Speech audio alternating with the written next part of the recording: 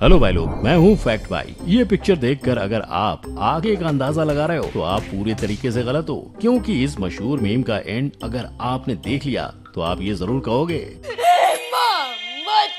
अब इस वीडियो को देखो या ना देखो ये आपके ऊपर है, लेकिन क्या आपको पता है कि ये मीम एक्चुअल में एक रैप सॉन्ग था। इन महाशय ने अब तक कई सारे रैप किए हैं, बट ये रैप इतना मशहूर हुआ कि उसके बाद लोग रुके ही नहीं। तो ये थी ड्रेक की कहानी। पर ये विनोद भाई साहब का क्या सीन है? नमस्कार विनोदो, मेरा नाम है विनोद। ये गुरुजी को क्या हुआ?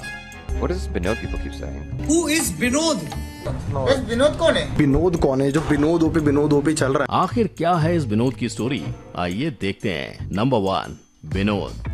Am I getting rated? What the fuck is Binod? What is B-Not? What is this? Why is everyone spamming it? What is this? What does it mean? Binod? What the heck is Binod? Stop it! देखा, Indians ही नहीं बल्कि फिरंगी भी विनोद से परेशान थे, क्योंकि कोई भी पिक्चर हो या वीडियो या ऑनलाइन स्ट्रीम, हर जगह बस विनोद ही लिखा जा रहा था। पर ऐसा क्यों? ये खुलासा इस वीडियो से हुआ जब यूट्यूबर स्ले पॉइंट ने इंडिया के बेस्ट फालतू कमेंट पर वीडियो बनाई, तब सामने आया विनोद थारू। बस तब से सब मजे के लिए सोशल मीडिया पर जहाँ जगह मिली विनोद विनोद लिखने लगे। पर लोगों को ये नहीं पता था कि विनोद ने ऐसा फॉलोअर्स बढ़ाने के लिए किया था। जी हाँ, इसीलिए वो किसी भी यूट्यूब वीडियो का कमेंट में अपना नाम लिखता था। कोई सेंस है इस बात की? लेकिन नियति का खेल तो देखो भाई, सिर्फ कमेंट लिखने से ही फेमस हो गया। अभी मजा आएगा ना भिड़ो। नंबर 2, हेरा फेरी। अब मीम्स की बातें हों और हेरा फेरी का नाम ना आए, ऐसा कभी हो सकता है क्या? क्योंकि इस मूवी का हर सीन अपने आप में ही एक मीम है। जोर जोर से बोल के लोगों को स्कीमें बता दे। पर क्या आप जानते हैं इस मीम का जन्म इस ट्विटर अकाउंट से हुआ? यस, एक्चुअली इस पेज ने मूवी के कुछ सीन्स लेकर नॉर्मल फनी मीम्स बनाए, पर कुछ चंद दिनों में वो इतने छा गए कि यही मीम्स अब मीमर्स की लाइफ बन गई। क्योंकि अगर हम इस मूवी के यूट्यूब व्यूज को देखें तो उसके भी बढ़ने के पीछे मीमर्स का ही हाथ है। पर क्या आप जानते हो कि फर्स्ट हेरा फेरी मूवी इस मलयालम फिल्म का रीमेक थी? जी हाँ, फिर भी ऑडियंस ने दोनों फिल्म को भरपूर प्यार दिया। हेरा फेरी 3 आती उससे पहले इस फिल्म के डायरेक्टर गुजर गए, लेकिन उनके लिखे हर डायलॉग्स हमेशा अमर ही रहेंगे। क्योंकि देखिए ना, फिल्म को 23 साल होने के बाद भी इनका हर एक सीन देखकर आप आज भी कहते हो एकदम कड़क माल है ना। नंबर 3, रसोड़े में कौन था? रसोड़े में कौन था? पता नहीं। रसोड़े में कौन था? ये क्वेश्चन एक जमाने में नेशनल क्वेश्चन बन गया था, जिसे इस महाशय ने सेट किया था। सब रसोड़े में कौन था? हाँ, कौन था? मैं थी, तुम थी। यशराज एक फेमस यूट्यूबर होने के अलावा सिंगर और म्यूजिक कंपोजर भी हैं, और इसी वजह से साथ निभाना साथिया का ये एपिसोड देखकर उसने रैप बनाया, जिसे बस एक हफ्ते में 30 मिलियन व्यूज मिल गए। ये इतना फेमस हुआ कि कई सेलिब्रिटीज के साथ साथ खुद राशि बहन ने यश को कॉल करके बधाई दी। और इतना ही नहीं, नेटफ्लिक्स, टिंडर, जोमेटो, पार्ले जी, इन सब ने इस मीम का यूज करके अपना प्रमोशन कर दिया। सही खेल गया। यशराज वही बंदा है जिसने ये वीडियो बनाया था। तो साडा कुत्ता टॉमी, साडा कुत्ता कुत्ता। इस फेम के बाद यश हमें सारेगामापा शो में एज अ गेस्ट दिखाई दिए। शाबाश बेटा, बहुत बढ़िया। और आजकल तो वो हमें फिल्म डायरेक्टर्स के साथ दिखाई दे रहे हैं। कितना बड़ा आदमी बन गया है तू। मतलब एक मीम ने तो उनकी लाइफ ही बना दी। Number 4, cricket fans. ये हार्ट बीट फास्ट करने वाला फाइनल मैच तो सबको पता ही है, पर ये मैच का फुल क्रेडिट शायद इस दादी को जाता है, द प्रेयर दादी। Wait a minute.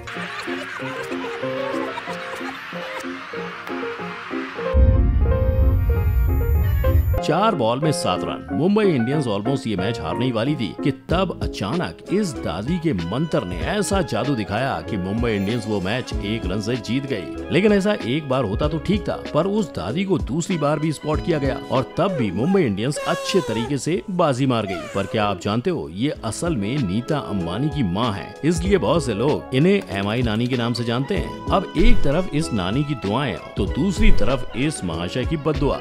Yes, disappointed Pakistani fans. दरअसल हुआ ये था कि वर्ल्ड कप के इस मैच के रिएक्शन ने मोहम्मद अख्तर को इतना पॉपुलर बनाया कि उसके बाद अख्तर को कोका कोला के प्रमोशन कैंपेन के लिए साइन किया गया। नंबर 5, तू कर क्या रहा है? क्या कर रहे हैं यार तू? तो मजाक है क्या? नुकीली जुबान से बोलने वाले भारत पे के फाउंडर को इस मीम ने स्टार बना दिया। हुआ ये कि शार्क टैंक के एक एपिसोड में एक इंसान की एंट्री हुई और उसने ये आइडिया पिच किया। स्टरलाइज्ड, रीयूजेबल और पोर्टेबल अटैचमेंट है जो आपके ग्लास में फिट हो जाएगा and when you are drinking Your lips is not touching the glass directly. अब सोचो, जहाँ स्ट्रॉ जैसे पॉपुलर चीज उपलब्ध है तो कोई क्यों ऐसी खर्चीली चीज पर इन्वेस्ट करेगा। इसीलिए ये मोहतरमा पहले ही बोल पड़ी, इतना एक्साइटमेंट नहीं है, so I'm out। पर अशनीर भाई शांत बैठने वालों में से कहाँ, उन्होंने भड़ास निकाली और लोगों ने एपिसोड को मीम करार दे दिया। शायद आपको भी ये जानकर हैरानी होगी कि शार्क टैंक के जज बनने से पहले अशनीर को शार्क टैंक के बारे में आइडिया तक नहीं था। और आइडिया होता भी कैसे, वो पहले बीटेक और एमबीए की डिग्री लेने में बिजी थे, फिर पढ़ाई पूरी करके इन कंपनीज की हाई पोस्टें संभालने में। उनके इसी बैकग्राउंड और उनके मीम फेम के चलते सभी उनका सेकंड सीजन में वेट कर रहे थे, पर नेक्स्ट सीजन में वो दिखे ही नहीं। सब कहते हैं कि चैनल अशनीर को अफोर्ड नहीं कर पाया, क्योंकि फर्स्ट सीजन में अशनीर ने एक एपिसोड के 10 लाख चार्ज किए थे। पर जब अशनीर को ये पूछा गया तो उन्होंने कहा, मैंने डोमिनेट कर दिया शो। ये तो है, तड़ी नहीं मार रहा, बट जो सच्चाई है सो है। आप कमेंट्स पढ़ लोगे आपको समझ आ जाएगा सब। Number 6, distracted boyfriend.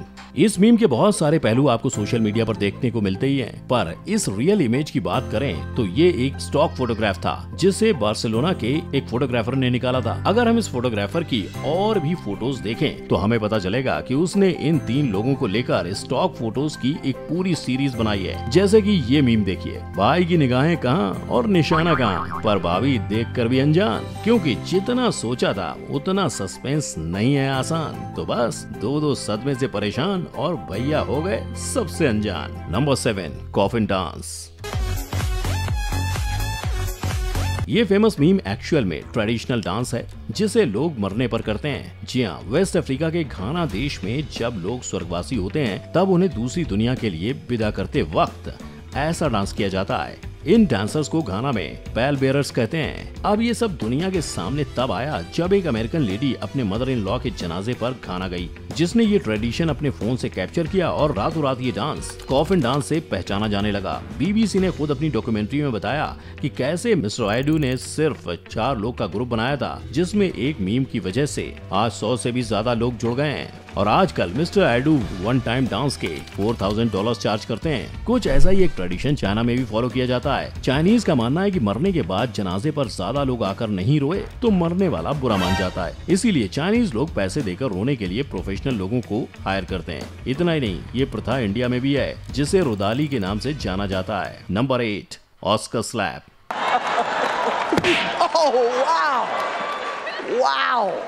इस थप्पड़ की गूंज इतनी फैल गई कि इसके बाद हर किसी ने इसका मजाक बनाया। दरअसल हुआ ये था कि 1997 में विल स्मिथ की वाइफ की ये मूवी आई थी जिसके लिए उन्हें गंजा होना पड़ा था। पर उस फिल्म के बाद जेडा को एक बीमारी हुई जिसकी वजह से उसके बाल झड़ने लगे। ये बात सबको पता होते हुए भी 94th एकेडमी अवार्ड के होस्ट क्रिस रॉक ने ये कहा, Jada, I love you.